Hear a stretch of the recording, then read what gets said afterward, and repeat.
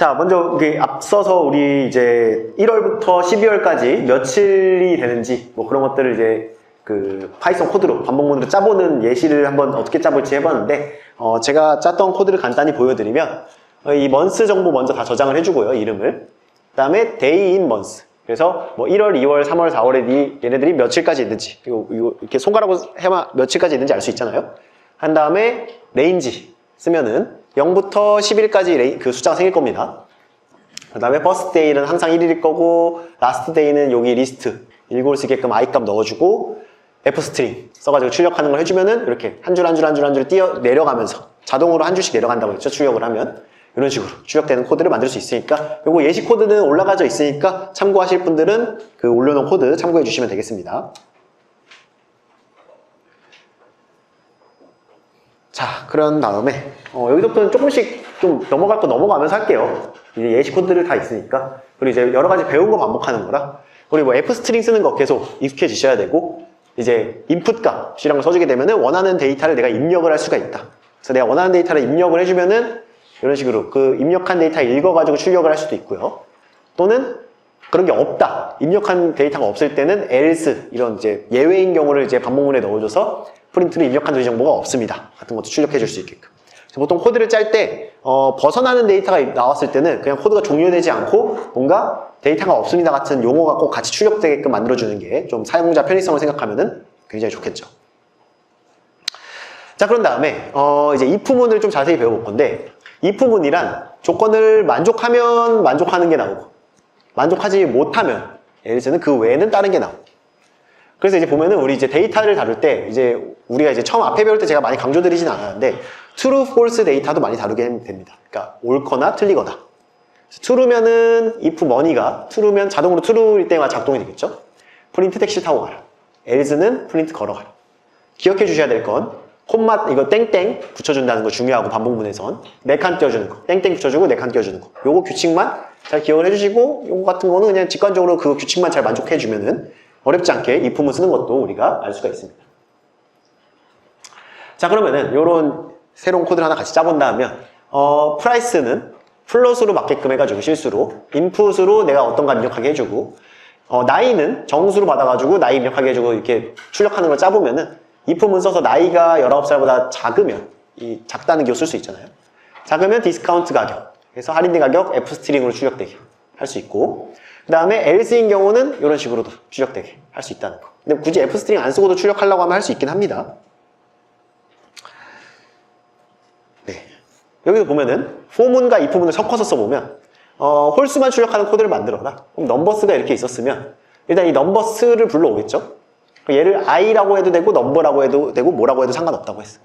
넣는 거 써주고, 이거 나머지 값 나오는 거라고 했죠. 나머지 값이 1이면 홀수잖아요. 나머지가 없으면 짝수.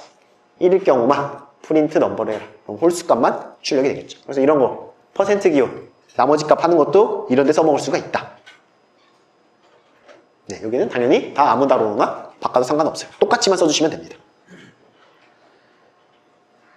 자, 그럼 마지막 반복문일 텐데, while이라고 해서 어떤 조건을 줘가지고 그 조건이 만족될 때까지 계속 돌아가게끔 해주는 겁니다. 어떤 조건이 만족될 때까지.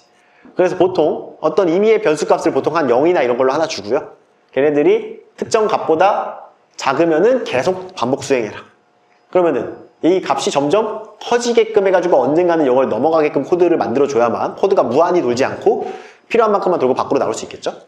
그래서 돌 때 이런 애들 변수 들어갔으면 그 변수를 보통 뭐 플러스 1을 해주거나 뭐 마이너스 1을 해주거나 이 값을 바꿔주면서 실행을 해야 돼요. 바뀌게끔. 그래서 프린트, 여기는 이제 퍼센트로 출력되긴 하는데 이거 fstring으로도 쉽게 바꿀 줄 아셔야 됩니다. 그리고 얘가 10이 만족됐다. 그러면 나무가 넘어갑니다. 그래서 이런 식으로 반복해서 뭔가 변화하면서 반복하는 숫자를 출력할 때도 우리가 while이라는 걸 써주면 좀 편하게 반복할 수 있다. 그래서 반복문은 for문, if문, while문 세 가지를 내가 어떤 경우에 써야 되냐를 잘 조합해서 여러 가지 반복문을 같이 조합해서 쓰면은 원하는 기능들을 반복해서 계속 쓸 수 있게 해줍니다. 그래서 보면은 뭐 커피가 몇 잔 있고 돈이 얼마 있을 때 뭐 돈이 있으면 커피를 주고 커피의 남은 양은 몇 개고, 근데 이런 것도 계속 말씀드리지만 우리가 쓸 때는 fstring으로 짜주고, 그래서 while문과 if문을 합쳐주고 끝날 때는 브레이크로 나오게끔 짜주면은 이런 식으로 뚜두두두두두 반복하다가 끝났을 땐 이런 문장이 나오면서 끝나게끔 코드를 짤 수 있다는 거. 그래서 어떤 이 개념적으로, 그러니까 우리가 보통 코드를 배울 때 요새 아마 초등학교 때부터 코딩 수업이 있는 걸로 알고 있는데 약간 그 수업하는 자료를 잠깐 본 적이 있는데 막 이런 거를 이렇게 하는 거를 집중적으로 배우기보다는 이걸 내가 짤 수 있다는 가정하에 어떤 논리를 가지고 얘를 짜야 되냐를 주로 공부하는 것 같더라고요. 그러니까 논리적으로 뭐가 되면 뭐가 나오고 뭐가 되면 뭐가 나오고를 논리적으로 구성하는 능력이 있어야만 사실 코딩을 잘 하실 수가 있어요. 이런 것들은 용어 같은 거야. 검색하면서 챗GPT한테 물어보면서 짤 수도 있지만 논리적으로 맞게 짜는 거는 결국 잘 생각을 하고 짜셔야 되기 때문에 항상 이 작동을 할 때 순서가 어떤 식으로 작동되고 뭐가 먼저 작동되는지 그런 것들을 잘 생각을 하면서 코딩을 해줘야 되고 이제 팩토리얼 되는 거, 우리 팩토리얼이라고 하면 뭐 5팩토리얼 하면 5 곱하기 4 곱하기 3 곱하기 2 곱하기 1 이런 식으로 되잖아요. 그런 거 하는 거 간단하게 while문으로 짜보면은 내가 임의의 원하는 숫자 넣어주고 어떤 팩토리얼이라는 1, i라는 1을 준 다음에 이 num이라는 애보다 얘가 같아질 때까지 이 팩토리에다가 곱한 거를 계속 얘를 바꿔라 값으로. 얘는 1씩 계속 더해서 이 값을 바꿔주고. 그러니까 뭐냐면은 얘를 좀 길게 쓰면은 i는 i 플러스 1이라고 쓸 수 있어요. i는 i 플러스 1. 그걸 줄여서 쓰면은 플러스 는으로 줄여서 쓸 수가 있어요. 그래서 이렇게 굳이 줄여서 안 쓰셔도 상관없습니다. 굳이 줄여서 안 쓰셔도 되는데 보기에 그냥 이제 좀 짧게 쓰고 싶을 때는 줄여서 써주시면은 좀 더 그럴싸하게 짤 수도 있다. 그래서 이런 식으로 해주면은 팩토리얼 되는 것도 해볼 수 있으니까 계속 말씀드리지만 지금은 이제 좀 너무 이제 재미가 없으실 것 같아서 좀 빨리 넘어가니까 꼭 이 코드들 그냥 실행 버튼만 눌러보시지 마시고 꼭 집에 가서 한 번씩 직접 써보시고 돌려보시고 얘를 좀 바꾸면 어떻게 돌아가지 이런 것들 바꿔가면서 코드를 돌려보시는 게 마치 언어 공부하듯이 우리 뭐 영어도 공부할 때 어떤 뭔가 문장을 하나 배웠으면 그 문장 조금씩 바꿔가면서 얘기를 하다 보면 응용력이 생기잖아요. 그래서 같은 코드도 내가 여기 바꾸면 어떻게 될까 이런 것들을 한번 바꿔보시면서 돌려보시면 점점 코드를 다루는 능력이 많이 늘어나실 겁니다. 그 다음에 뭐 소수를 찾는 걸 짜고 싶다. 그러면 이건 사실 내가 이 코드를 다 짤 수 있다고 하더라도 계속 말씀드렸지만 논리적으로 어떻게 짜야 되는지를 생각하는 게 굉장히 중요하다고 했어요. 그래서 아마 뭐 2로 나눴을 때 나눠지면 소수가 아니잖아요. 짝수는 다 걸러야 되니까 짝수는 다 날려버리고 뭐 그 와중에 또 뭐 나누기가 안 되는 데 찾게끔 여러 가지 조건을 넣어주면은 특정 리스트 안에서 걔네들이 소수인지 아닌지를 결정하는 코드를 짤 수도 있겠죠. 그래서 요거는 한번 좀 머리 써서 짜야 되는 거니까 한번 나중에 시간 되시는 분들 답 보지 마시고 그리고 꼭 요렇게만 짤 수 있는 건 아니에요. 답 보지 마시고 본인이 생각했을 때 어떻게 하면 짤 수 있을지 한번 고민해 보시면은 그 정도 아마 짤 수 있으면은 꽤나 이제 반복문에 대해서 도가 트신다고 할 수가 있습니다. 자, 그래서 이제 좀 넘어가서 마지막으로 제일 중요한 개념이라고 보시면 돼요. 원래는 이제 클래스란 것도 잘 배워야 되는데 클래스까지 다루기에는 시간이 너무 없어가지고 함수까지만 좀 자세히 다루고 파이썬 교육은 마칠 거예요. 그래서 이거 마치고 인공지능 이번 시간에도 좀 들어갈 수 있을 것 같네요. 자, 그래서 함수란 뭐냐면은 어떤 많이 쓰는 복잡한 식 같은 거 있죠. 우리 뭐 수학에서도 함수라고 하면은 뭐 fx는 뭐 ax 플러스 b다. 아니면 뭐 더 복잡한 식이 있을 수도 있죠. 뭐 미분방정식일 수도 있고. 굉장히 복잡한 함수일 수도 있는데, 그러니까 어떤 애가 있을 때 뭔가 이런 믹서기 역할을 해주는, 갈아주는 역할을 하는 게 함수일 수도 있고요. 뭔가를 수행할 수 있는 게 여러 가지 있을 거예요. 포문을 사용할 수도 있고, 덧셈 뺄셈만 하는 함수일 수도 있고요. 그래서 보통은 이제 아무래도 좀 복잡한 어떤 그 식을 가지고 있는 애들을, 자주 쓰는 애들을 함수로 만들어 놓습니다, 우리가. 그래서 함수를 보통 쓸 때는, 보통이 아니지, 함수를 쓸 때는 DEF라고 붙여주고, 한 칸 띄고 함수명, 그 다음에 이 함수가 작동하기 위해 필요한 매개 변수가 몇 개인지를 적어주시면 됩니다. 뭐 A만 필요하면 A, 뭐 ABCD가 필요하면 ABCD. 그래서 보통 두 개가 변수가 필요하면 DEF 한 칸 띄고 덧셈이라는 함수를 만들고 싶다. 그럼 가로 AB, 가로 땡땡. 역시나 얘도 네 칸 띄고 리턴이란 걸 꼭 써줘야 이제 걔가 출력으로 나오게 됩니다. A 플러스 B. 하면 이 함수를 실행하면 항상 덧셈이 돼가지고 어떤 결과가 나오게 되겠죠. 그래서 얘는 뭐 간단하니까 굳이 함수로 만들 필요는 없지만 굉장히 복잡한 이제 파이썬 코드들은 나중에 굉장히 코드가 익숙해지고 인공지능 코드를 많이 까보시다 보면은 이 함수들이 엄청 많이 짜져 있거든요. 그 함수들은 보통 엄청 복잡해요. 그런 것들을 까본 다음에 어떤 값들을 내가 넣어줘야만 이 함수가 작동하는구나. 그러니까 이 뭐를 넣어줘야 함수가 작동하는지를 아시는 게 굉장히 중요합니다. 일단 그것만 알아도 그 값들 넣어주면은 함수를 작동시킬 수는 있으니까요. 그래서 작동시켜서 결과 보고 뭔가 이상한 것 같다 하면은 다시 코드 한번 좀 검토해보고 그런 식으로 이제 함수를 활용해 주시면 되는 거라 수행할 문장이 뭐 몇 개 있을지 몰라요. 사실 엄청 많을 수도 있고. 근데 함수는 제일 중요한 게 여기 매개 변수 들어가는 거. 매개 변수가 3개 필요하면 꼭 3개를 다 넣어주셔야 돼요. 2개 필요하면 꼭 2개를 다 넣어주셔야 돼요. 이거 안 넣어주면 돌아가지 않는다. 그래서 함수 사용할 때는 그것만 주의해 주시면 되겠습니다. 자, 그런 다음에 함수란 뭐 그냥 이제 파이썬 관점에서 말하는 건데 우리가 하는 거는 보통 입력값이 꼭 있어야 될 거고요. 매개변수. 출력값이 뭔가 나올 겁니다. 그래서 보통 우리가 다루는 거는 다 입력값과 출력값이 있는 애를 주로 다룰 거예요. 근데 그게 아니라 입력값만 있고 출력은 없는 함수도 있을 수 있고요. 출력값만 있는 함수도 있을 수 있고 둘 다 없는 함수도 만들려면 만들 수는 있어요. 네. 가능하다는 것만 알고 있고 우리는 보통 당연히 뭘 입력하고 그거에 대한 출력을 받는 함수를 주로 사용을 할 거기 때문에 그냥 그렇게 해도 가능하구나 정도만 알아주시면 되겠습니다. 그래서 이렇게 짜주면 이 매개변수 자리를 가로 닫아서 아무것도 없게 짰잖아요, 지금.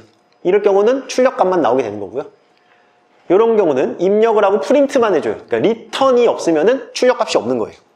프린트만 해주면은 이제 입력값만 있는 거고.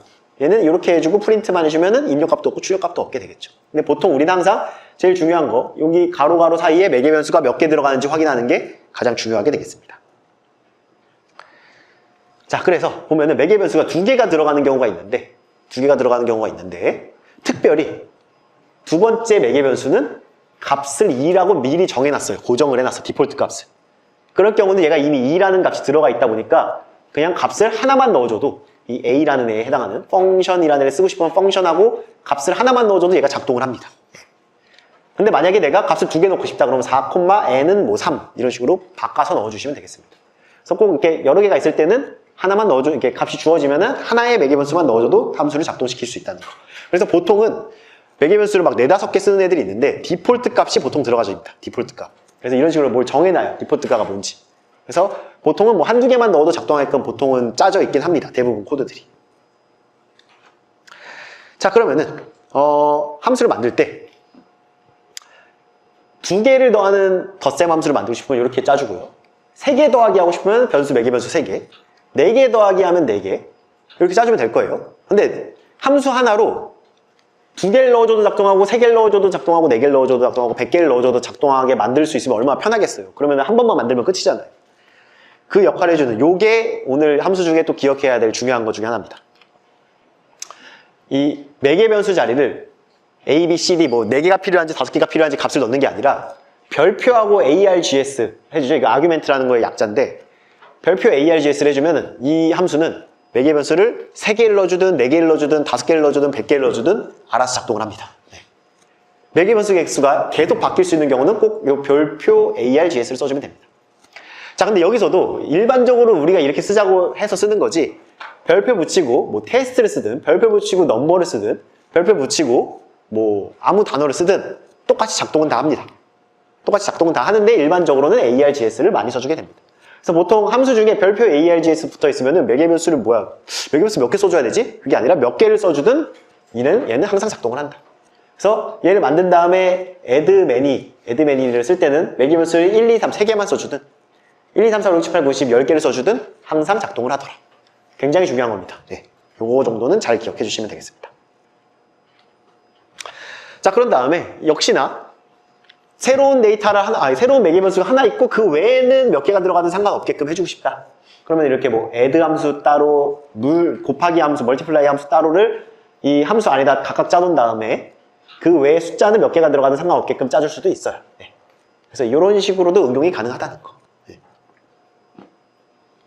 근데 중요한 건 어찌됐건 요거 ARGS. 요게 중요하다. 네. 그래서 요것만 기억 잘 해주시면 돼요. 이거 설명은 나중에 한번 읽어보세요. 자, 그런 다음에 입력된 숫자들 중에 짝수만 선별해주는 함수를 뭐 만들어봐라 해보면은 여기 ARGS 자리는 데이터를 몇 개를 써주는 상관없다고 했어요. 내가 셀렉티브 even numbers 하고 이 안에다가는 숫자를 100개를 쓰든 1000개를 쓰든 이 함수는 작동을 할 거다 라는 것만 기억해 주시고 나중에 이 뭐 나머지 값 보는 거, 뭐 데이터 더하는 거, 리스트에 데이터를 더하고 싶으면 점 append를 해주면 된다고 아까 리스트에서 말해줬었어요. 이런 식으로 하면은 함수를 만드는 법, ARGS 쓰는 법, form은, if는, return, 출력값, 리스트에 데이터 더하는 거 배운 것들이 복합적으로 들어가 있죠. 그래서 이걸 천천히 복습해보시고 요게 잘 이해된다 하시면은 요거 정도가 잘 이해되시면 파이썬 기초를 꽤나 많이 이해하셨다고 보시면 됩니다. 그래서 요 정도는 잘 이해하게끔 복습해주시면 좋을 것 같아요. 자, 그런 다음에 함수들 중에 이미 누가 만들어 놓은 함수들이 많이 있단 말이에요. 그래서 이런 종류의 함수들은 기본적으로 그냥 어디서든 쓸 수 있어요. 파이썬 안에 내장되어 있는 함수들이라. 그래서 이런 함수들 필요한 건 나중에 하나하나 공부해주면서 필요한 거 갖다 쓰시면 되고, 이미 있지만 있는지도 몰랐고 내가 만들어서 쓰는 경우도 있어요. 뭐 그래도 상관은 없다. 근데 함수들도 여러 종류의 함수들 뭐가 있는지를 잘 알게 되면은 빠르게 좀 코드를 짤 수 있게 되겠죠. 그 다음에 마지막 클래스라고 있는데, 이게 클래스란 게 뭐냐면, 어떤 내가 함수를 만들어 놓으면 그 함수를 써먹을 때 이 출력값이 얘를 한 번 돌리면 이미 출력값이 저장이 돼버린단 말이에요. 돌릴 때마다 다른 출력, 그러니까 뭐라고 해야지? 내가 계산기 한 개를 쓰고 있는데 얘를 쓰고 있으면 얘를 계산 중이면은 여기다가 다른 계산을 중복으로 할 수 없단 말이에요. 약간 싸구려 계산기라. 그럼 계산기가 여러 개가 있으면은 1번 계산기로는 뭐 덧셈하고 있고 2번 계산기로는 곱하기 하고 있고 3번 계산기로는 뭐 나누기 하고 있고 한 번에 여러 계산을 할 수도 있을 거잖아요. 그래서 계산기를 하나 만들어 놓은 다음에 그 계산기를 똑같은 걸 여러 개 만들고 싶을 때 쓰는 게 클래스라고 생각하시면 돼요. 네. 그래서 하나 만들어 놓고 걔를 여러 개를 똑같은 애 만들고 싶을 때는 클래스를 써줘갖고 클래스 안에다가 어떤 함수들을 넣어놓고 이 클래스의 특징은 대문자, 앞 글자를 대문자로 써준다는 거. 그래서 클래스라는 거는 똑같은 애들을 뭔가 여러 번 쓸 때 쓰는 건데 그 문법 규칙이 몇 개가 있어요. 이렇게 써주는 게. 근데 이게 일일이 다 설명하면서 뭔가 예시를 들어주고 하는데 이게 시간이 좀 오래 걸려요. 이해하는데도 헷갈리고. 그래서 클래스는 굉장히 중요한 거라고 강조드립니다. 꼭 나중에 초급 단계 좀 떼시고 다니시면 인공지능도 좀 해보게 되고 내가 이제 파이썬을 좀 알겠다. 그럼 약간 중급 코스라고 생각하시면 되니까 클래스는 그 이후에 꼭 공부를 하셔갖고 잘 활용하는 걸 이제 익숙해지시면 조금 더 함수들을 좀 빠르게 쓸 수 있게 돼요, 우리가. 클래스가 없어도 웬만한 코드 다 짤 수는 있어요. 문제는 없습니다. 문제는 없지만 클래스를 활용하면 훨씬 편하게 쓸 수 있는 게 많기 때문에 일단 좀 익숙해지시면 클래스 쪽도 꼭 공부를 해보시길 추천드리겠습니다. 그래서 여기까지가 파이썬 기초가 돼가지고 이미 좀 파이썬 많이 해보신 분들은 많이 힘드셨을 거예요. 지금 계속 좀 되게 힘들어 하시는 분들이 계신데 내일부터 또 어려운 것도 나오니까 그래서 이제 또 잘 모르시는 분들은 오늘 배웠던 게 오히려 좀 어려우실 수도 있고 그래서 꼭 복습해보시면 좋을 것 같고요. 지금부터 조금 재밌는 얘기 해볼게요. 약간 재밌는 얘기인데 굉장히 중요한 겁니다. 제가 항상 수업 중에 제일 강조하고 제 대학원생 학생들한테 제발 좀 이것 좀 잘 좀 해달라고 항상 말씀드리는 건데 대학원을 가고 싶거나 또 어쨌든 뭐 회사를 가거나 어디를 가시든 우리가 데이터를 분석하고 뭔가 회의를 할 때 내 자료를 만들고 해야 되잖아요. 자료 만들 때는 제발 좀 부탁드리는데 나만 아는 형식으로 만드시면 안 돼요. 모두가 빠르게 이해할 수 있게끔 만들어주는 게 제일 중요해요. 그러라고 우리가 대학교에서 배우는 거고 내가 배운 걸 남들한테 말을 해줘야 되는데 그걸 나만 알게끔 말하면 아무 소용이 없단 말이에요. 데이터 비주얼라이제이션, 데이터 시각화 뭐 이런 걸 많이 배우는데 그러니까 보면은 데이터를 어떻게 정확하고 의미 있게 전달을 해서 상대방이 잘 이해할 수 있게 도와주냐 또는 나도 어떨 때 뭐 내가 스스로 쓸 때도 왜 중요하냐면 엄청 많은 데이터가 있을 때 얘가 뭘 의미하는지를 그냥 봐선 나도 모르겠단 말이에요. 그럴 때 얘를 내가 어떻게 잘 시각화하면은 이게 이런 의미였구나 얘네들 간에 이런 관계가 있구나를 이해할 수 있고 연구하는 데 많이 써먹기 때문에 제일 중요하다고 항상 제가 강조하는 파트입니다. 그래서 사실 시각 디자인과 뭐 정보 시각 디자인과 이런 데서는 뭐 인포그래픽, 정보 시각화, 데이터 시각화 우리는 데이터 시각화 쪽에 좀 일단 관심이 많은 건데 이런 쪽을 원래 미대나 약간 산업공학 관련된 미술 쪽에서 이런 걸 많이 합니다. 그래서 뭐 이런 데이터를 어떤 식으로 보여줘야 되며 뭔가 이쁘게 어떻게 그릴 수 있으며 이런 것들을 많이 연구를 하지만 이거는 노력하면 당연히 좋아지겠지만 약간 타고나는 것도 있긴 해야 돼요. 약간 미적 감각이 좀 있으셔야 되고 색깔에 대한 좀 어떤 색을 쓰면 좋을지도 감각이 좀 있으시면은 좀 빠르게 배우실 수 있는 분도 있고 그렇지 못하신 분들은 나는 이쁜 것 같고 나는 보기 좋은 것 같은데 왜 남들이 볼 땐 이상하다고 하지? 라는 경우도 있을 수 있어요.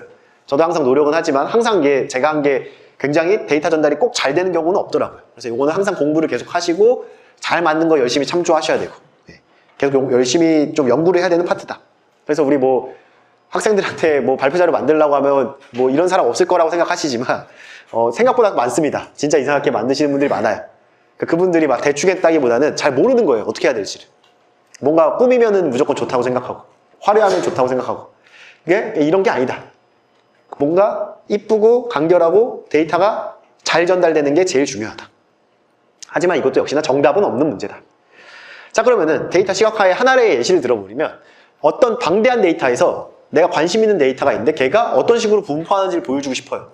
그럴 때는 이 데이터를 잔뜩 보여준 다음에 나는 숫자 7이라는 게 관심이 있어요. 7이 몇 개인지가 굉장히 중요합니다. 이런 식으로 데이터를 설명을 하면 듣는 입장에선 그래 7이 중요한 것 같은데 7이 어디 있는 거야? 그럼 뭐 몇 개 있는지 한번 찾아볼까요? 하나, 둘, 셋, 넷, 다섯. 이거 뭐 언제 이걸 찾고 있어요 지금 눈알 빠지게. 데이터를 보여줄 때 이렇게 보여주는 게 아니라 7이 중요합니다 하면서 이렇게 보여줘야 돼요. 예를 들면 그러면은 뭐가 강조되는지가 명확하게 보이고 얘가 어떤 식으로 분포하고 있고 몇 개 있는지를 금방 파악할 수가 있잖아요. 그러니까 이런 단순한 거부터 해가지고 우리가 여러 가지 이 방법들을 활용을 해가지고 데이터 시각화를 시켜줘야 돼요.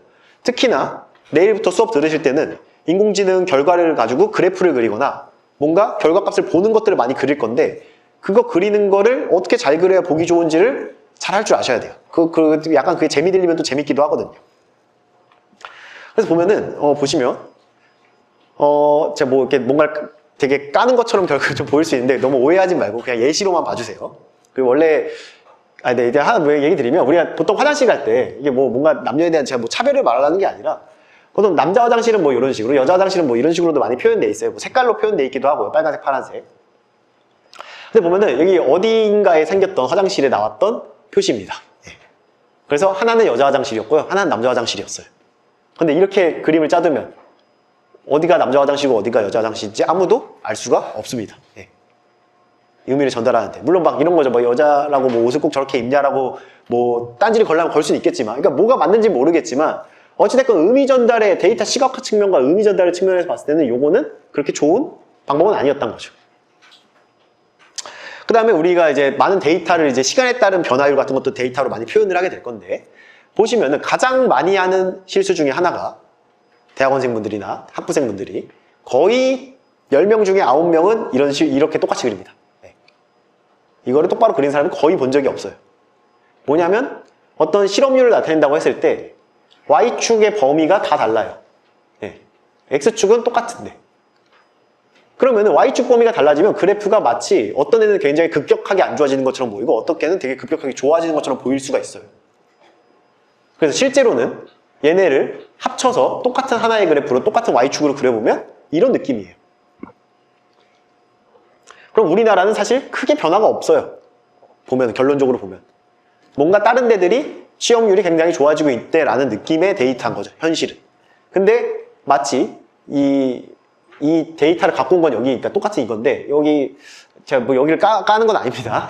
여기서 나온 거는 그 의도가 있었는지 또는 그래프를 잘못 그렸는지 모르겠지만 마치 다른 데는 엄청나게 감소하지만 우리나라는 엄청나게 실업률이 증가하는 것처럼 보이죠. 마치. 그러니까 이런 식으로 그리면 상당히 오해를 불러올 수 있다. 그럼 뭐 색깔도 굳이 막 엄청 강조해놓고. 근데 실제로 보면은 그렇지가 않다는 거. 그러니까 이런 식의 실수를 하면은 데이터를 굉장히 조작하는 느낌이 들 수 있기 때문에 항상 Y축을 통일해주는 거는 굉장히 중요하다는 거. 자, 그런 다음에 데이터를 보통 그래프로 그리는 게 제일 좋고요. 또는 뭐 도수분포표, 히스토그램 이런 걸로 그리는 게 좋은데 뭔가 특이하게 하고 싶어서 이렇게 동그라미로 표현하는 경우가 있을 수 있어요. 그러면 100달러, 200달러, 400달러를 동그라미를 요렇게 하는 게 맞을까요? 이렇게 하는 게 맞을까요? 실제 크기랑 이 값이 비례하게 된다고 가정하면. 그럼 마치 뭔가 이게 2배 되고 한 이게 4배 되는 것처럼 보여서 요게 맞은 것처럼 보이지만 실제로 진짜 값 맞게 그려보면 요게 맞는 그래프예요. 그러니까 이 동그라미로 이렇게 표현하는 거는 사실상 그렇게 좋은 표현 방법은 아니란 거죠. 그래서 어떤 표현이 좋을지도 고민해보는 것도 굉장히 중요하다. 자, 그 다음에 이게 뭐 대학내일이라는 곳에서 나온 자료가 있는데 이렇게 원형 분포로 우리가 나타낸다고 하면 그 총합이 100이어야죠, 100. 근데 이거 그냥 봐도 95 더하기 27.4면 도대체 이거는 무슨 데이터일까? 이제 의문에 빠지게 되죠. 굉장히 안 좋은, 단위는 퍼센트인데 뭐지? 왜 어떻게 100이 넘을 수가 있지? 이상한 데이터를 만든 거죠. 그래서 뭔가 얘를 제대로 표현하려면은 다르게, 이게 말이 안 되고 잘 바꿔줘야 되고 아마 뭐 요거에 맞춰서 바꿔줘야 될 텐데 그러니까 어찌됐건 이 원형으로 분포를 나타낼 때도 굉장히 주의를 해줘서 나타내 주셔야 된다. 그래서 원래는 사실 여기 앞에 더 많은 예시가 좀 있었는데 실수로 잘못 그린 거라고 그랬지만 당연히 가장 많은 그 그래프를 잘못 그리거나 약간 뭔가 의미에 맞지 않게 그리는 그래프 가장 많이 그리는 분야가 어딜 것 같나요? 혹시? 네, 보시면 굉장히 많은 예시가 많이 나오는 분야가 하나 있어요. 항상 나옵니다, 항상. 실수라고 하지만 정치 관련된 그래프나 도수 그래프 분포를 보면은 항상 다 맞지 않게 그려졌습니다. 다분히 의도가 아닙니다. 의도가 들어가지 않고요.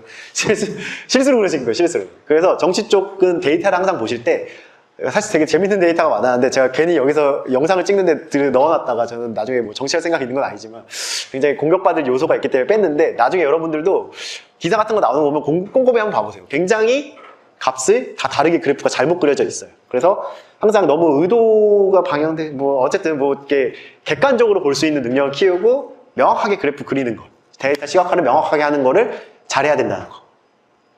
자, 그래서 데이터 시각화를 할 때 우리가 주로 쓸 거는 매플랫 라이브러리라는 걸 쓸 겁니다. 파이썬 기반으로 데이터를 시각화시켜주는 프로그램이고 이걸 쓰면 웬만한 데이터를 다 그릴 수가 있어요. 이쁘게. 내가 원하는 대로.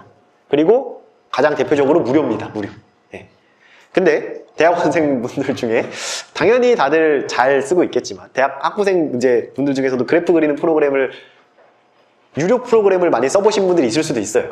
보통 이제 인턴 같은 거 하거나 하면은 그 연구실에서 쓰는 것들이 있으니까 당연히 유료를 쓰고 있을 건데 이제 내가 뭐 개인적으로 쓴다거나 할 때 집에서 못 쓰는 경우도 있으니까 하지만 요거는 한번 배워두시면 콜앱으로도 할 수 있고 내 컴퓨터로도 그릴 수도 있고 웬만한 그래프 훨씬 편하게 한 번 그림 그려놓으면 두고두고 그거 갖고 계속 그릴 수 있어요.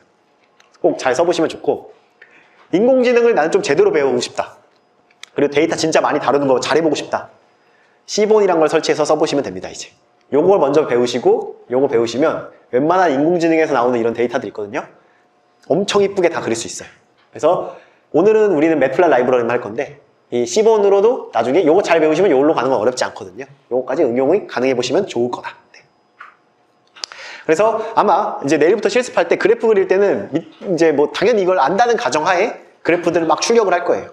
그래서 기본적으로 자 오늘 배운 거 매플랫 라이브러리 이름 자체가 라이브러리죠. 이 라이브러리를 불러올 건데 그 중에서 파이플랫이란 것만 불러와서 쓸 겁니다. 우리는. 근데 걔가 이름이 너무 기니까 파이플랫이 PLT로 줄여서 쓰겠다. 예. 기본적으로 그래프 그릴 때는 요거 한 줄은 항상 써주시면 되고 요게 이제 요거 그래프를 어떻게 그리냐면 PLT로 줄여서 썼잖아요. 그럼 PLT.플랫 요것만 할 줄 알아도 그래프는 그릴 수 있어요. 그래서 플랫하고 가로 한 다음에 요 가로를 하나씩 더 넣어줘서 리스트를 넣는 거죠. 리스트를 1, 2, 3, 4 해주면 X축은 자동으로 0, 1, 2, 3이 들어가요. 순서대로 0, 1, 2, 3. 그래서 0일 때 1, 1일 때 2, 2일 때 3, 3일 때 4가 직선 그래프가 PLT 쇼만 써주면은 이렇게 그래프를 볼 수 있게 됩니다. 자, 그럼 요거를 계속 응용을 해가지고 점점 이쁘게 그리는 걸 배워볼 겁니다. 그래서 요거를 잘 배워두시면 다음 수업부터 배울 때 그래프 막 그리라고 할 때 내가 일부러 조금씩 이런 거 하는 법들 바꿔보면은 더 이쁘게 그림을 편집할 수 있게 됩니다. 자, 그러면은 그리고 아까 콜앱에는 아마 설치가 이미 돼 있는 걸로 알고 있는데 이제 만약에 리눅스 환경을 용어를 써주면서 설치를 하고 싶다면 느낌표하고 pip 인스톨 매플랫 라이브러리 써주시면 되고 내 윈도우나 맥에서 쓰고 싶다 그러면 이거 느낌표 없이 그냥 커맨드나 거기서 이제 느낌표 없이 명령어만 써줘도 작동을 하게 됩니다. 자, 그래서 데이터는 PLT 플랫만 해주고 쇼만 해주면 되는 건데 2, 3, 50 하면은 알아서 X축 값은 0, 1, 2, 3이 들어가서 이런 그래프가 그려질 거예요. 네. 근데 이제 X축 값을 내가 주고 싶다. 그럼 X축 값을 앞에 주기만 하면 되겠죠. 이런 식으로. X축 값, Y축 값. 대신에 X축 값이 4개를 줬으면 Y축 값도 4개를 줘야만 그래프가 그려질 겁니다. 개수가 안 맞으면 당연히 못 그리겠죠. 그래서 X축을 보통 따로 주고 Y축을 따로 주게 되겠죠. 일반적으로. 그래서 이렇게 해줘서 내가 원하는 그래프를 그릴 수 있는데 만약에 지금 보면은 직선으로 쭉쭉쭉쭉 그려졌는데 그거 말고 이런 마커라고 부르는 이런 모양으로 나타나게 점으로 찍히듯이 그리고 싶다. 그러면은 PLT 플랫을 썼을 때 사실 뭐 스캐터라는 거 쓰면 바로 점으로 그릴 수도 있긴 해요. 왜냐면 여러 방법이 있으니까. 그래서 이 얘를 바꾸고 싶으면 이 데이터를 넣고 끝에다가 콤마하고 R5를 써주면 R은 색깔의 약자고요. 5는 마커를 쓰라는 소리입니다. 그래서 R5를 써주면 빨간 동그라미 모양으로 점이 찍히게 되고 이 앵시스는 잠깐 무시해주세요. PLT 쇼를 하면 이렇게 그릴 수 있게 되는 거죠.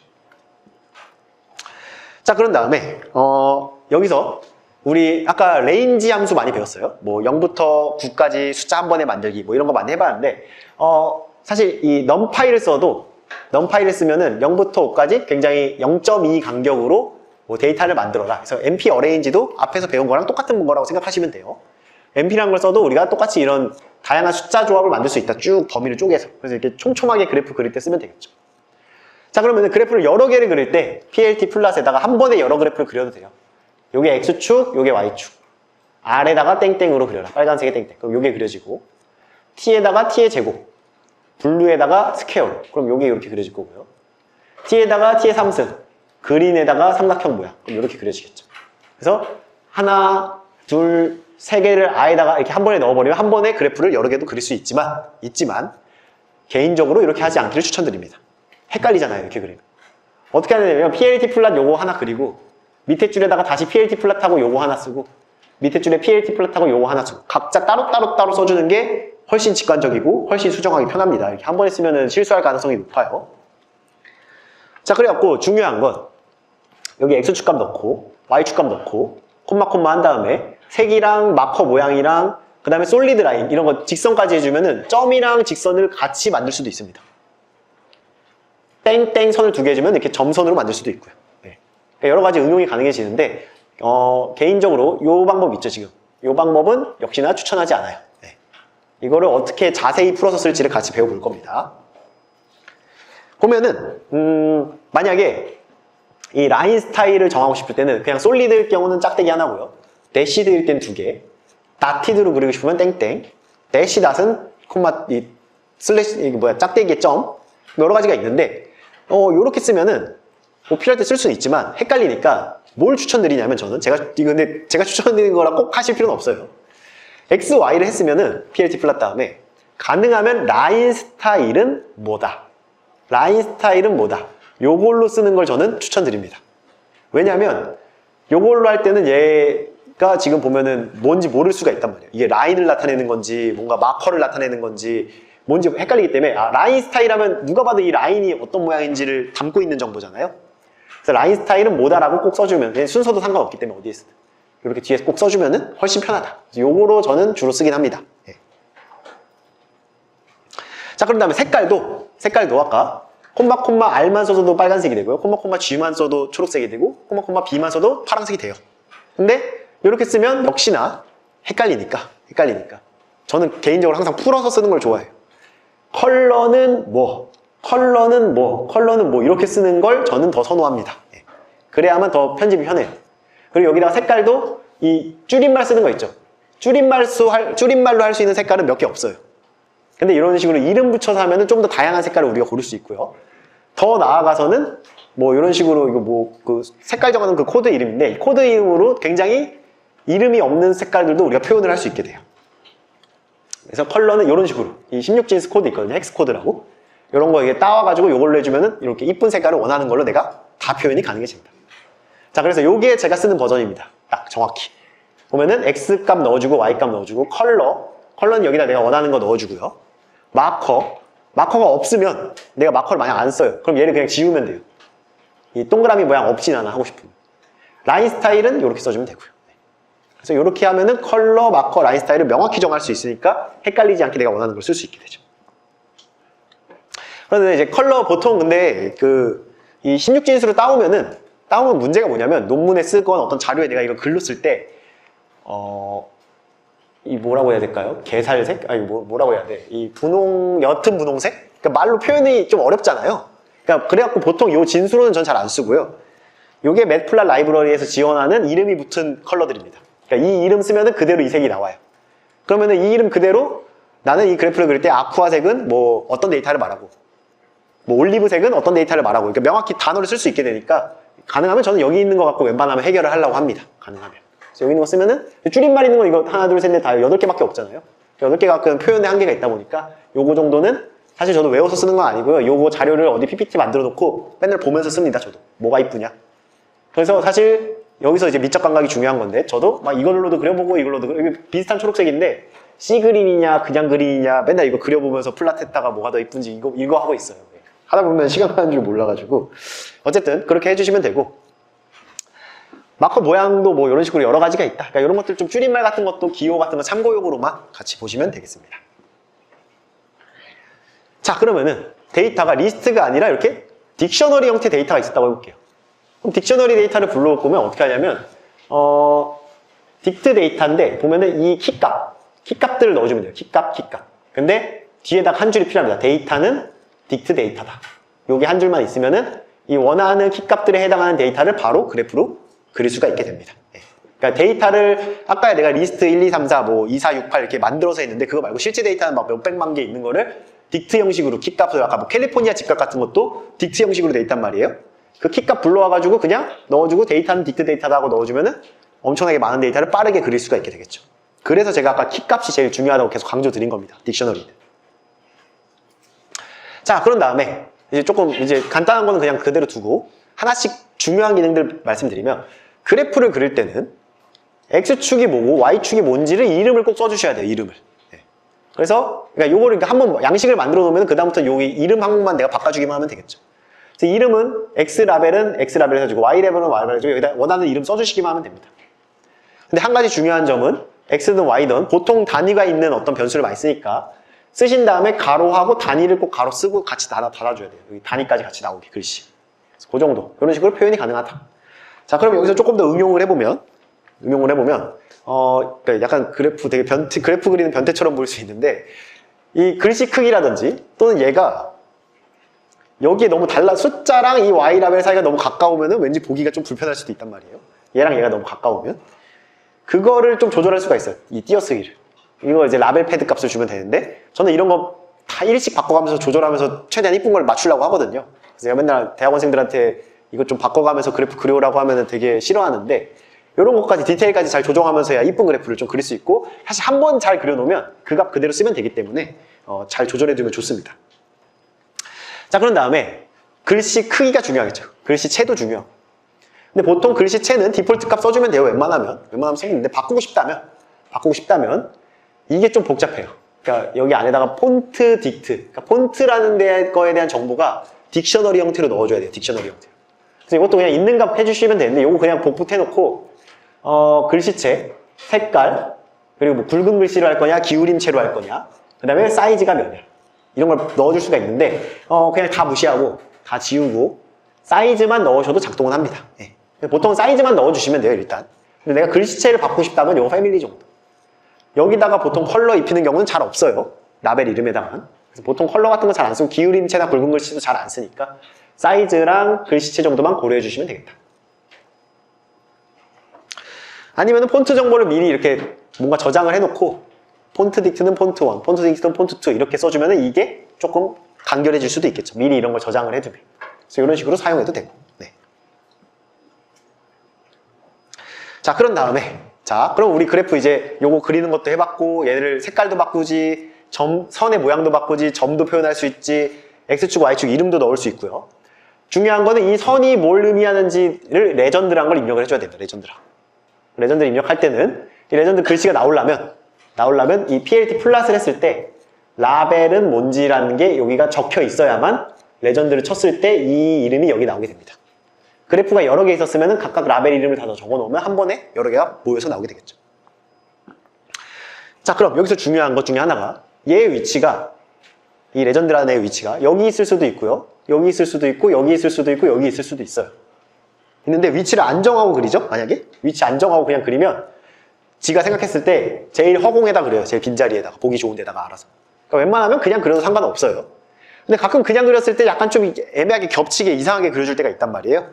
그럴 경우는 이 로케이션을 정해주시면 되는데 1, 2, 3, 4로 바꿔보시면 어디에 정해지는지를 알 수 있어요.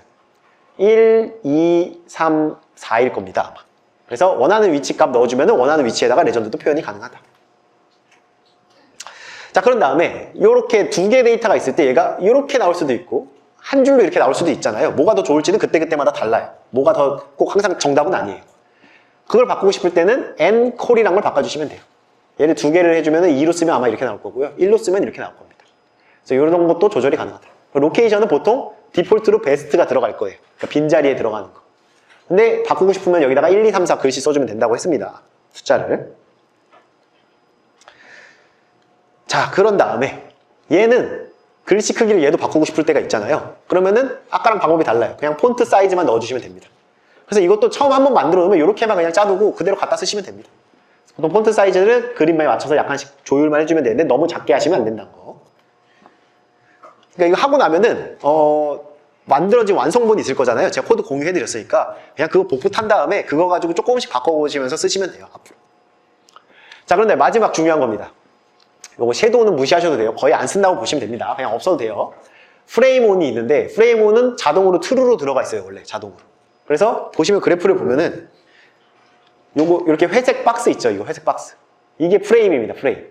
그래서 기본적으로 프레임은 항상 ON이 돼서 들어가는데 대부분 논문이나 많은 데이터 그래프를 보면 프레임은 보통 없이 씁니다. 네. 그래서 이거 섀도우는 무시하고 프레임 ON은 false라고 대문자 F, ALSE라고 이왕이면 항상 넣어주는 게 좋아요. 프레임은 없이 그리는 경우가 훨씬 많습니다. 그래서 그 정도 해주면은 레전드도 거의 이제 원하는 대로 조율할 수 있고요. 자, 그런 다음에 아까 그 실업률 얘기할 때 제가 중요한 게 Y축 범위나 X축 범위를 통일시켜줘야 좋다고 했어요. 그 범위를 어디서부터 어디까지를 나타낼 거를 정하는 게 PLT X림, PLT Y림이 되겠습니다. 이렇게 써주든 이렇게 써주든 이렇게 써주든 상관이 없어요. 어떻게 쓰든 항상 그려져요. 네. 어떻게 쓰든 상관없다. 한 줄로 쓰고 싶다. 얘를 합쳐서 이 앞에 X 따로 Y 따로 한 걸 한 줄로 쓰고 싶으면 앵시스하고 X 민 Xmax, Y 민 Ymax 해주면 되는데 계속 말씀드리지만 저의 성향은 이렇게 한 번에 모아서 쓰면 헷갈려 하기 때문에 저는 항상 나눠서 씁니다. X림 따로 Y림 따로. 개인적으로 저는. 자, 그래갖고 그런 것도 조율할 수가 있고 X림, Y림도. 그 다음에 하나 가끔 잘 안 쓰는 기능인데 가끔 필요할 때가 있어서 실제 이 길이에 맞춰서 그래프 크기를 바꾸고 싶으면 얘는 이 값이랑 값에 상관없이 그래프 크기가 지금 똑같이 돼 있단 말이에요. X, Y가. 근데 값에 맞게끔 그래프 크기를 바꾸고 싶을 때는 스케일드라는 걸 하나 써주면은 알아서 이렇게 그래프가 조절은 되는데 많이 쓰진 않아요. 많이 쓰진 않지만 필요할 때면 기억해 두셨다가 써주시면 되겠습니다. 자, 그래서 이 그래프 선 아까 이름들 다양한 종류 이름 있는 거 있고 그 다음에 선 종류를 할 때 뭐가 좀 많이 보냐면 이 라인 위스가 중요해요. 마지막으로 이 밑에 나머지 불필요한 것들은 거의 안 쓴다고 보시면 돼요. 그냥 참고용으로만 보시고 중요한 게 아까 라인 스타일을 제가 쓴다고 했잖아요. 항상 이거랑 짝꿍으로 같이 다니는 게 라인 위스라고 해서 그냥 어차피 맨날 복붙 해놓고 쓸 거니까 라인 위스 조절하면 이거 두께를 조절할 수 있는데 가끔 좀 너무 얇을 때가 있어서 그거 조절할 때 라인 위스 많이 쓴다는 거. 그래서 그 정도만 기억해 주시면 되겠습니다. 자, 그 다음에 마커 모양. 동그라미냐, 네모냐, 다이아몬드냐, 뭐 별표냐 이런 것들의 이름은 여기 다 있다는 거. 참고용으로 이름 봐주시면 되고요. 그리고 이렇게 엑시스 한 번에 모아서도 쓸 수 있다고 했는데 저는 개인적으로는 X림, Y림 나눠서 쓰는 걸 더 선호한다고 했습니다. 그래서 이거 계속 그렸던 거니까 좀 넘어가서 그래서 이런 식으로 똑같은 그래프를 아까 저는 이렇게 얘 따로 얘 따로 얘 따로 따로따로 그리는 걸 선호하고요. 각각 그릴 때 보통은 이렇게 줄여서 쓰기보다는 컬러 따로 마커 따로 라인 위스 따로 컬러 따로 마커 따로 라인 뭐 마커 사이즈 따로 그러니까 이런 거 좀 원하는 조건 맞춰서 따로따로 써주게 되는데 원래는 여기다 뭐 라인 스타일도 뭔지 써주고 뭐 마커 사이즈도 다 써주고 라인 위스도 다 써줘서 좀 길게 돼 있습니다. 제가 주로 쓰는 거는.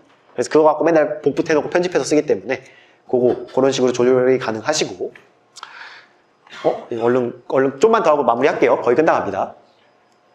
자, 그리고 이제 이 마커에다가 빈 색을 주고 싶다. 그럼 마커는 컬러에다가 넌을 줘도 되고요. 이런 식으로. 그리고 플랫을 따로, 그러니까 마커 따로, 라인 따로 그려주게 되는 거죠. 그러니까 따로따로 그리면 좀 이런 식으로 응용도 가능하다. 있는 것 같고. 네. 그 다음에 요게 가끔 쓰는 기능. 여기서부터 여기까지 했을 때 여기를 좀 이렇게 색깔을 채우고 싶다. 그럼 얘가 첫 번째, X축의 첫 번째 데이터, Y축의 첫 번째 데이터, X축의 두 번째 데이터, Y축의 두 번째 데이터하고 fill between 하면 그 밑에가 이렇게 색칠되게끔 해줄 수가 있어요. 그리고 알파 값이란 걸 주면 이게 자주 쓰는 건데 알파라는 게 들어가면 색깔의 투명도를 조절할 때 씁니다. 그래서 0과 1 사이의 값을 주게 돼요. 그래갖고 이렇게 fill between 써주고 첫 번째 데이터, 세 번째 데이터, 첫 번째 데이터, 세 번째 데이터 하면은 이게 보면은 이게 파이썬 데이터가 0부터 시작한다고 했잖아요. 그래서 0, 1, 2, 3이 돼요. 그래서 첫 번째 데이터는 여기가 되고요. 근데 이게 세 번째 데이터까지가 아니라 아까 우리 레인지 할 때도 10으로 하면은 0부터 9까지 만들어줬잖아요. 얘도 1부터 3까지 하면 3에서 하나 뺀 2까지만 데이터를 선택하게 됩니다. 그게 좀 헷갈리는 부분이에요. 그래서 1과 2만 선택이 돼서 그 사이가 색칠되게 됩니다. 반대로 이쪽을 채우고 싶다. 그러면은 fill between X를 붙여줘가지고 역시나 데이터 포인트 정해주면은 원하는 데를 색칠할 수 있게 됩니다. 그 다음에 뭐 이 선과 선 사이를 하고 싶으면은 데이터를 하나 더 추가해주면 되고요. 그래서 이런 것들 그냥 자주 쓰진 않지만 혹시 필요한 때가 있기 때문에 참고용으로 봐주시면 되고. 그래서 얘를 어디다 쓰냐면 저는 이제 전산재료 시뮬레이션 같은 걸 많이 하다 보니까 전자구조를 많이 그리거든요. 전자구조를 그리면 이런 식으로 선들이 막 여러 개가 많이 그려야 될 때가 있어요. 그럴 때는 일부 좀 가장 배경이 되는 데이터는 이런 식으로 색칠을 많이 하기도 합니다. 배경이 되게끔. 이럴 때 fill between을 써서 그려요. 네. 그리고 이렇게 레전드가 여기 나오고요. 그러니까 이제 배운 거 갖고 그래프가 어떻게 그려는지 생각을 해보면 여기 X축 이름 있고 여기다 단위 꼭 넣어줘야 된다고 했고요. 이게 단위가 없는 애들도 있긴 해요. 그리고 범위, Y축 범위가 3개가 다 똑같이 해야 되는데 여기 숫자가 아마 여기 붙다 보니까 20은 아마 생략돼서 쓴 것 같습니다. 그래서 그런 것들 보고 이제 배우고 나서 보면은 아 어떤 식으로 이 사람이 그렸구나가 보이기가 시작하죠. 그래서 그런 거 토대로 그래프 어떻게 그렸는지 참고해 주시면 되겠습니다. 그 다음에 뭐 이런 것들 나중에 막 방대한 데이터 다루게 되면 데이터들 간의 상관성 같은 거 분석할 때 이런 식으로 히트맵이라고 하는데 이런 거 그리기도 하거든요. 이런 것도 이 PLT 플러스로 보면은 이렇게 랜덤 스테이트 만든 다음에 맷쇼라는 걸 쓰면은 이런 것도 표현이 가능하고 컬러바란 걸 꼭 써주면은 이렇게 옆에 컬러바란 것도 나오게 된다. 근데 이런 것들은 그때그때마다 필요할 때마다 챗GPT한테 물어보면은 PLT 쇼를 어떻게 하는지를 알려줄 거예요. 그래서 그런 거 할 때 이 컬러바 조절하는 것만 알려드릴 건데 컬러바의 크기랑 그 다음에 두께 이런 거 조절할 때 이런 거 크기랑 두께 조절하면서 아까 거보다는 아까는 얘만 이상하게 너무 크잖아요. 그러니까 이런 것도 좀 이쁘게 바꿔서 조절이 가능하다는 거. 그래서 이런 거 정도 기능만 기억해 주시면 되겠습니다. 그래서 여러 가지 색깔 고를 수 있는 거 여기 이제 컬러맵 같은 경우도 이름들이 이런 게 여러 개가 있거든요. 그래서 맵플랫 라이브러리 컬러맵 치면은 역시나 다양한 이름들이 나오니까 그거 참고해 주시면 되겠고 그 다음에 그림으로 저장하고 싶다 얘를 다 어떤 그래프를 만들든 그래프를 저장하고 싶으면은 save pig 해주시면 되고요. 여기다가 저장할 그림 이름 점 뭐 양식이 있어야겠죠 사업장자가. 그 다음에 DPI 값 같은 것도 내가 원하는 거 줄 수 있어요. 이게 보통 300 정도 주는 게 좋다고 알려져 있으니까 300 줘서 보통 이렇게 저장하면은 바로 그림 파일로 저장해서 볼 수도 있습니다. 그 다음에 이제 요것도 굳이 모르셔도 되는데 따로따로 하나씩 따로 그린 다음에 합치셔도 되는데 굳이 한 번에 그래프 그리고 싶다 하시는 분들은 이런 식으로 그림 개수 총 개수를 앞에 적어주고 이 뒤에다가 1, 2가 총 개수고요. 마지막과 해당하는 그 다음에 두 줄 중에 뭐 첫 번째인지 두 줄 중에 밑에 건지 그런 걸 정하는 위치를 정할 수가 있어요. 이렇게 위, 아래, 가로, 가로, 세로, 세로 하나, 둘, 셋, 넷 규칙에 따라서. 그래서 이렇게 따로 한 번에 그릴 수 있다. 서브 플랫이라는 걸 쓰게 되면. 근데 요거는 굳이 몰라도 따로따로 그래프 그리셔도 되니까 필요하신 분들은 이렇게 서브 플랫을 쓰면은 그래프 두 개를 합쳐서 이렇게 한 번에도 그릴 수 있다는 거. 예. 그거 정도만 참고해 주시면은 이제 웬만한 기본 그래프는 다 그리실 수가 있을 겁니다. 물론 그래프란 게 뭐 히스토그램도 있고요. 뭐 또는 뭐 엄청 복잡하게 다른 어떤 형태를 표현하는 그래프들 종류가 많기 때문에 그때그때 종류에 맞춰서 그리는 예시를 좀 짜보면은 그거는 내가 하나 완성본을 갖고 있으면은 비슷한 그래프 그릴 때는 그거 그냥 복붙해 갖고 조금만 약간만 바꿔주면은 이쁜 그래프를 항상 그릴 수 있기 때문에 하나 정도는 꼭 그래프 어떻게 그리는지 제가 이제 많이 코드들 공유해놨으니까 그거 참고하셔서 갖고 다니면서 기본 그래프 그릴 때 잘 활용을 해주시면은 무료로 좋은 그래프를 많이 그릴 수 있기 때문에 무료라는 게 중요한 겁니다. 그렇게 사정해 주시면 되겠고 일단 기초 파이썬 강의는 여기까지 마무리하고 이번 수업도 마치고 다음 시간부터 이제 배운 거 갖고 인공지능 기초 어떤 식으로 코드 활용하는지를 같이 한번 해보도록 하겠습니다. 네, 수고 많으셨습니다. 네.